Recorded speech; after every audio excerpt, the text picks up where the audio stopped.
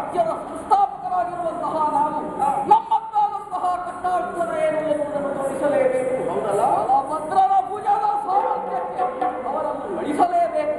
ಆದ್ದರಿಂದ ಅವರಿಗೆ ತಕ್ಕ ಶಿಕ್ಷೆಯನ್ನು ಕೊಟ್ಟು ಆ ಮೂಲಕವಾಗಿ ಹಿಮ್ಮೆಟ್ಟುವಂತೆ ನಾನು ಮಾಡುತ್ತೇನೆ.